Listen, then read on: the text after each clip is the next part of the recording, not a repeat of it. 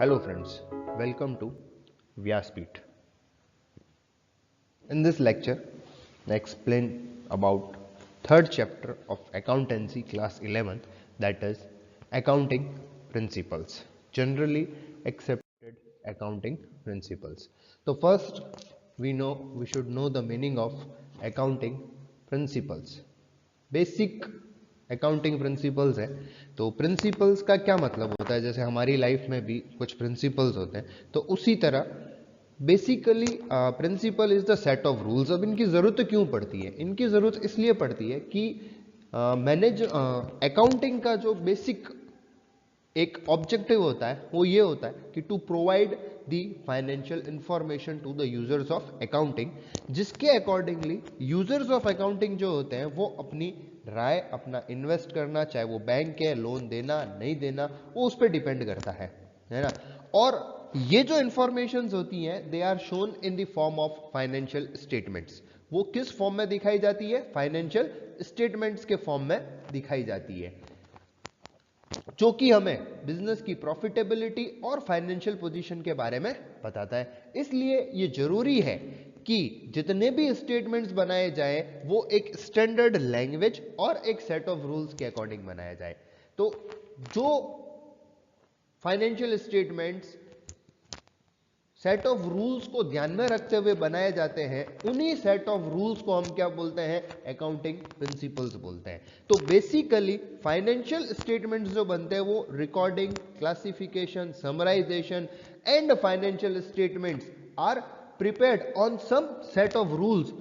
That set of rules are known as accounting principles. तो in nutshell हम ये कह सकते हैं कि accounting principles are the basic set of rules on which accounting process is done. Now, accounting principles are divided into two parts, that is first concept and second is convention. There are 10 concepts on which accounting principles are there: entity concept, dual aspect concept, going concern concept, accounting period concept, money measurement concept, cost concept, matching concept, realization concept, accrual concept and verifiable objectivity. Same conventions are also 4 types: full disclosure, materiality, consistency and conservatism. These 4 are the conventions and these 10 are the concept. तो ये जो topic है हमारा accounting principle, ये exam point of view से तो important है ही है, क्योंकि इसमें से थ्योरी के बहुत सारे क्वेश्चंस पूछे जाते हैं, शॉर्ट नोट्स पूछा जा सकता है और कमेंट पूछा जा सकता है, बहुत सारे क्वेश्चंस इसमें से निकल के आते हैं। But while doing practical questions, जब हम प्रैक्टिकल क्वेश्चन करते हैं तब भी इन कंसेप्ट को ध्यान में रख के ही किया जाता है, इसलिए ये सबसे इंपॉर्टेंट टॉपिक है और just it is the basic. अगर ये चीजें हमारे दिमाग से क्लियर हो जाती हैं तो काफी कुछ हमें अकाउंटिंग में समझ में आ सकता है। तो इस टॉपिक में हम पहले 4 कंसेप्ट्स के बारे में समझेंगे, that is entity concept, dual aspect concept, going concern concept and accounting period concept. So let's go through the first concept of accounting, that is entity concept. इस कंसेप्ट के अकॉर्डिंग वो कहता है कि बिजनेस और businessman both are different entity. अब आपको याद होगा कि जब मैंने बेसिक टर्म्स वाला टॉपिक लिया था और उसमें पहला वर्ड आपको समझाया था बिजनेस, और उसमें कहा था कि अकाउंटिंग का एक कंसेप्ट होता है जिसमें बिजनेस और बिजनेसमैन अलग होते हैं। That means the our story of Ishan and Bajrang stationers में ईशान जो है वो एक अलग एंटाइटी होगा और उसमें बजरंग स्टेशनर्स अलग एंटाइटी होगा। सेकेंडली, हर बिजनेस की सेपरेट बुक्स रखी जाएगी। सेपरेट बुक्स रखी जाएगी मतलब उसका बिजनेस से कोई लेना देना नहीं होगा। जैसे ईशान एंड बजरंग स्टेशनर्स जो हमारे दो, जिन्होंने लास्ट वीडियो देखा है, आप लास्ट वीडियो जाके देखें, बेसिक टर्म्स के अंदर आपको समझ में आएगा। तो ईशान एंड बजरंग स्टेशनर्स जो है ये दोनों सेपरेट एंटाइटी है। अब बजरंग स्टेशनर्स के लिए we need separate set of books. इसको ईशान की साथ नहीं ज्वाइंट कर सकते। और जब भी हम ट्रांजैक्शंस करेंगे बिजनेस के अंदर, रिकॉर्ड वो ईशान के पॉइंट ऑफ व्यू से नहीं, बजरंग स्टेशनर्स के पॉइंट ऑफ व्यू से होगा, मतलब बिजनेस पॉइंट ऑफ व्यू से होगा। ये कंसेप्ट वहां सबसे इंपॉर्टेंट आ जाता है जहां पर जनरल एंट्री हमें करनी होती है, जहां पर लेजर पोस्टिंग हमें करनी होती है। तो जब हम वहां पर बिजनेस को अलग एंटिटी मानकर और बिजनेस के पॉइंट ऑफ व्यू से, फर्म के पॉइंट ऑफ व्यू से जब हम एंट्रीज करते हैं तो वो परफेक्ट एंट्रीज, उसमें गलती होने के कोई चांस नहीं होते।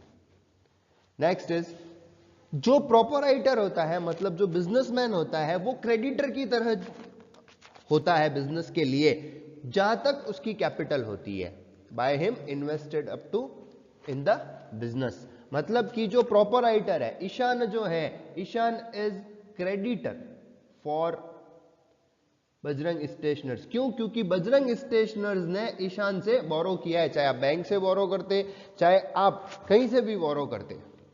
और कहां तक है? जहां तक कि उसकी लाइबिलिटी है, सेम जो कैपिटल है वो treated as the liability of the firm. क्यों लाइबिलिटी ऑफ द फर्म? क्योंकि उसने उधार लिया है, तो कहीं से तो उधार लेता ही वो, चाहे अपने दोस्त से लेता, चाहे कहीं से उधार लेता, बैंक से उधार लेता, फाइनेंशियल इंस्टीट्यूशन से लेता, उसने अपने मालिक से उधार लिया है, तो वो लाइबिलिटी होती है। इसीलिए कैपिटल को बैलेंस शीट के लाइबिलिटी साइड में दिखाया जाता है। Next is, personal assets of owner और share holders are not recorded. Personal assets को उसकी बुक्स में नहीं शो किया जाता। ईशान की जो भी एसेट्स होंगी वो बुक्स में शो नहीं होंगी। और ये सारे ही बिजनेस के लिए एप्लीकेबल होता है, चाहे वो सोल प्रोप्राइटरशिप हो, चाहे पार्टनरशिप हो, चाहे वो कंपनी हो। तो these are the basic entity concept. Now second is dual aspect concept.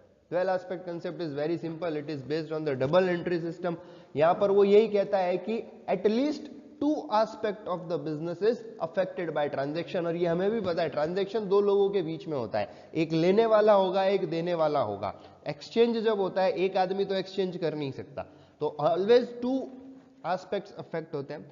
Every debit must have corresponding credit and vice versa. Her debit के लिए एक क्रेडिट होगा, इसीलिए हमेशा अकाउंट के अंदर दो साइड होती है, एक डेबिट और एक क्रेडिट। एक डेबिट किया जाता है, दूसरा क्रेडिट किया जाता है।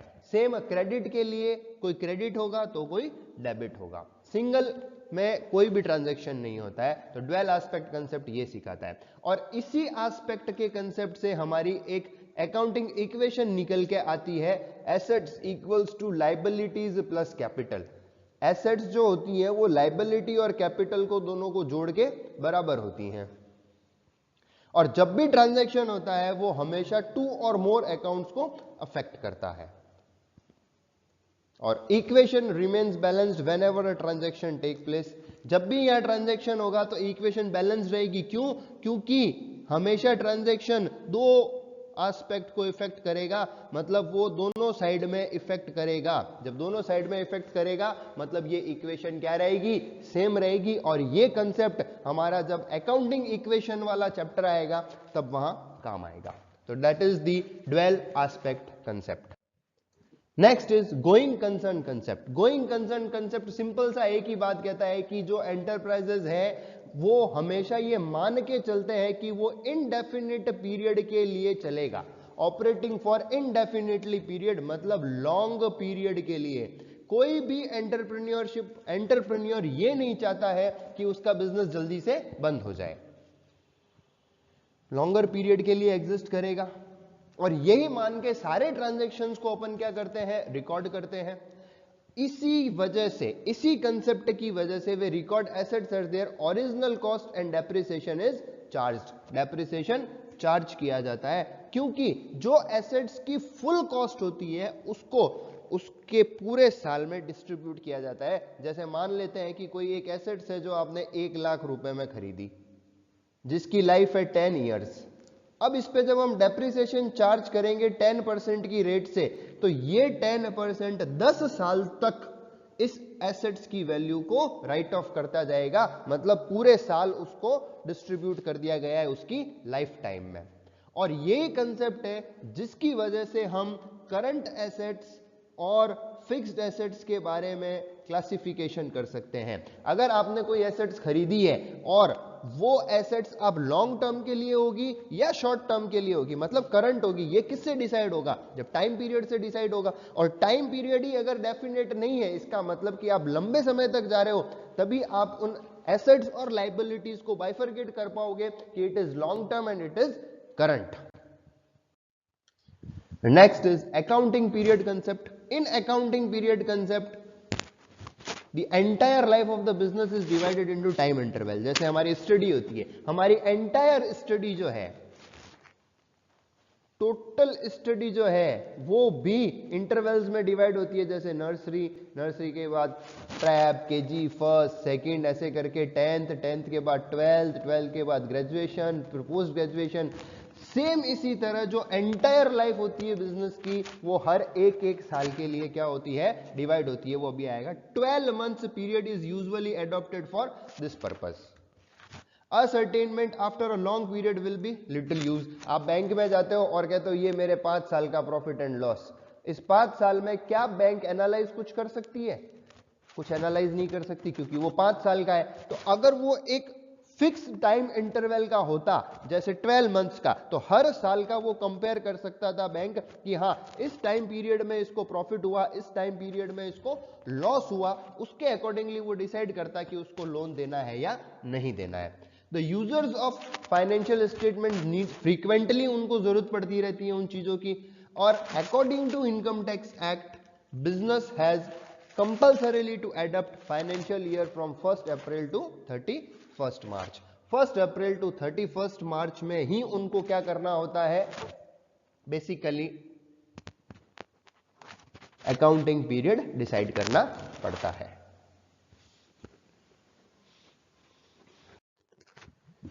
तो इस लेक्चर में हमने 4 अकाउंटिंग प्रिंसिपल्स पढ़े। First, separate entity concept. Separate entity concept कहता है business and businessmen are separate entity. Dual aspect कहता है there are 2 aspect of transactions.